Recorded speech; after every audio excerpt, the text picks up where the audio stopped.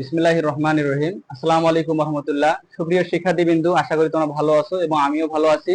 মজা মজা ইংলিশ শিখি আজকের এই আয়োজনটিতে তোমাদের সকলকে অভিনন্দন। আমরা দেখতে দেখতে লেকচার 8-এ চলে আসছি। আমরা আজকে যে বিষয়টা নিয়ে আলোচনা করব সেটা হচ্ছে যে কমপ্লিমেন্ট। তা আমরা কথা না বলে আমরা চলে আসছি মূল আলোচনায়। দেখো তোমরা এখানে যে বিষয়টা আমি লিখেছি হচ্ছে যে কমপ্লিমেন্ট। কমপ্লিমেন্টের বাংলা অর্থ হচ্ছে পরিপূরক। বাংলা অর্থ কি? পরিপূরক। আর এর সংজ্ঞাটা আমাদের জানতে হবে অবশ্যই।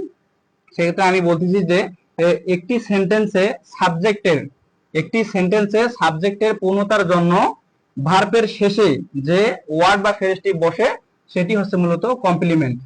আমরা কিছু এক্সাম্পলের মাধ্যমে সেই বিষয়টি এখন ক্লিয়ার করব। সেটা হচ্ছে যে এরকম দেখো যে ফর এক্সাম্পল উদাহরণস্বরূপ আমি লিখেছি যে আই অ্যাম হ্যাপি। এর বাংলা মিনিংটা হচ্ছে এরকম যে আমি খুশি।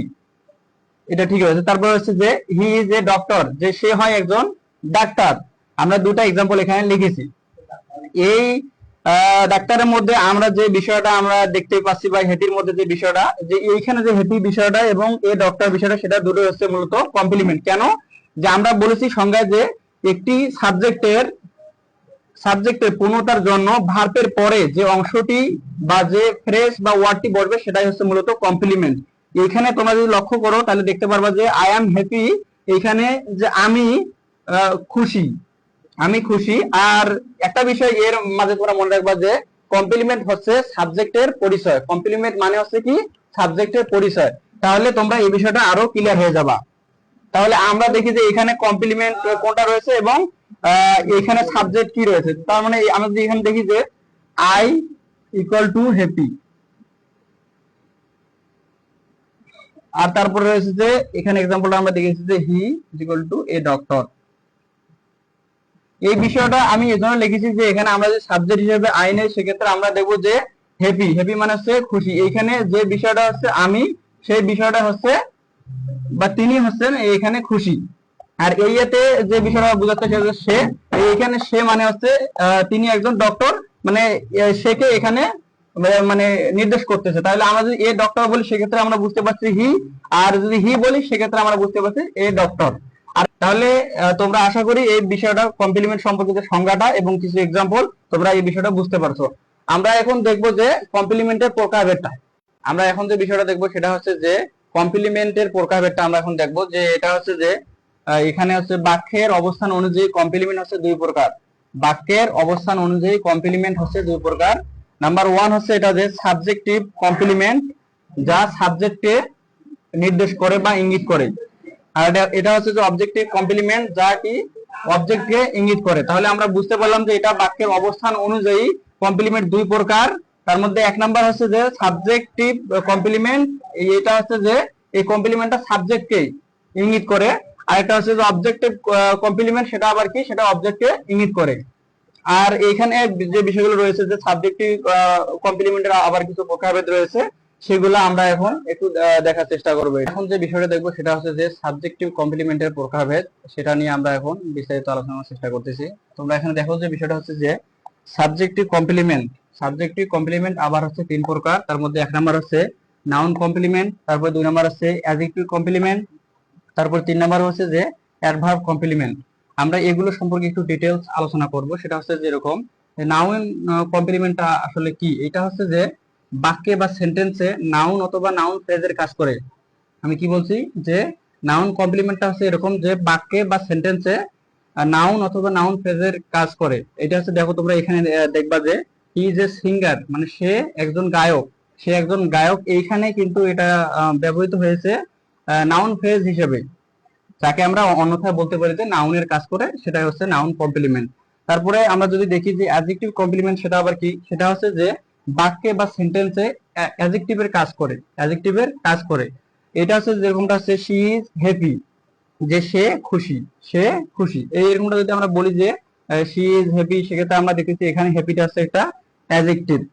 এটা কি আছে? এটা একটা অ্যাডজেক্টিভ। যে আমরা বুঝতে পারলাম যে বাক্যে এটা কি করতেছে, যে অ্যাডজেক্টিভের কাজ করতেছে।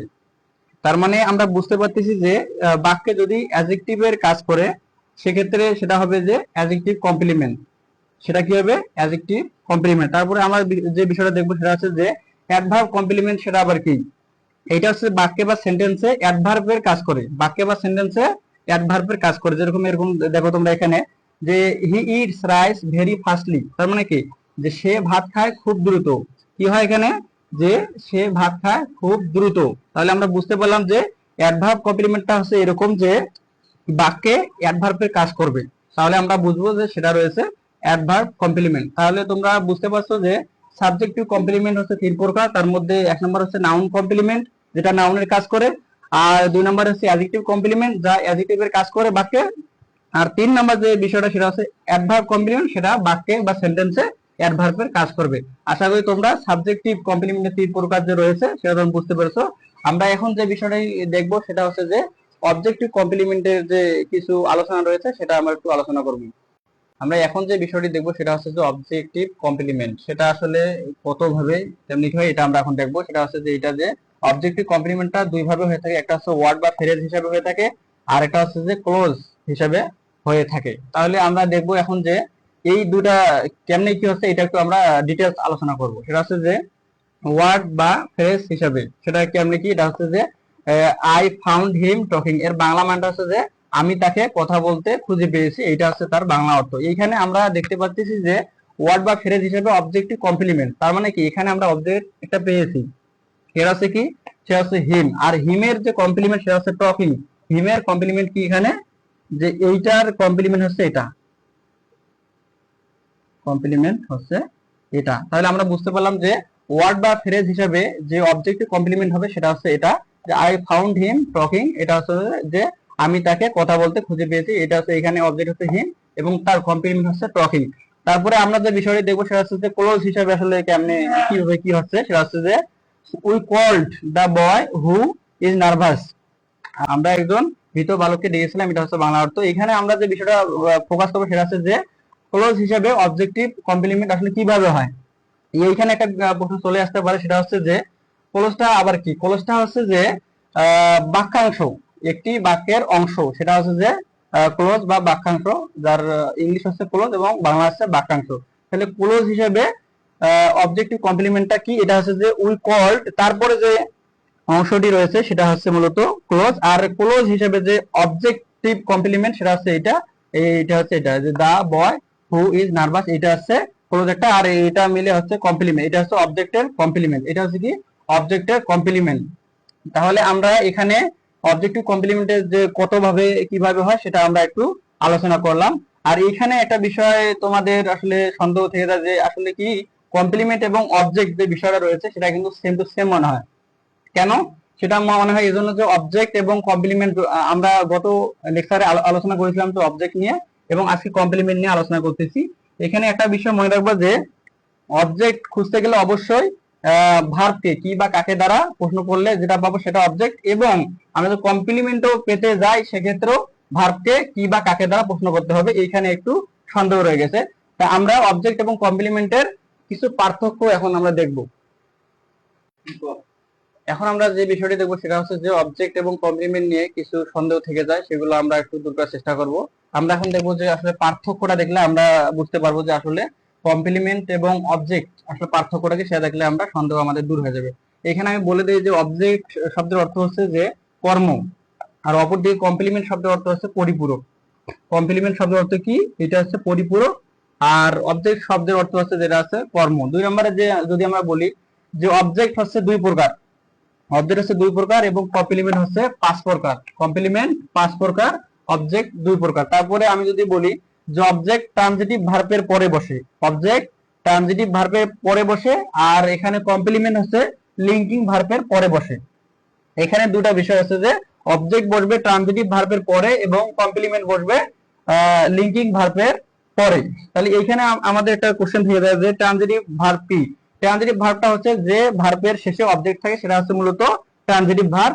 আর এখানে লিঙ্কিং ভার্ব গুলো রয়েছে সেগুলো আমাদের মুখস্থ করে নিতে হবে, যেমন go, run, keep, have been, has been ইত্যাদি রয়েছে। তোমরা যে কোনো গ্রামার বই থেকে এই লিঙ্কিং ভার্বটা একটু দেখে নিবা, আর আমরা যখন পরবর্তী ভার্বের আলোচনা করব তখন আমরা এগুলো সম্পর্কে ক্লিয়ার ধারণা দিব। আমরা এখন যে বিষয়টি দেখব সেটা হচ্ছে যে কমপ্লিমেন্ট সম্পর্কে অজানা কিছু তথ্য আমাদের থেকে যায়, সেগুলো আমরা একটু দেখার চেষ্টা করতেছি। সর্বশেষে যে বিষয়টি দেখবো সেটা হচ্ছে যে কমপ্লিমেন্ট সম্পর্কে অজানা কিছু তথ্য।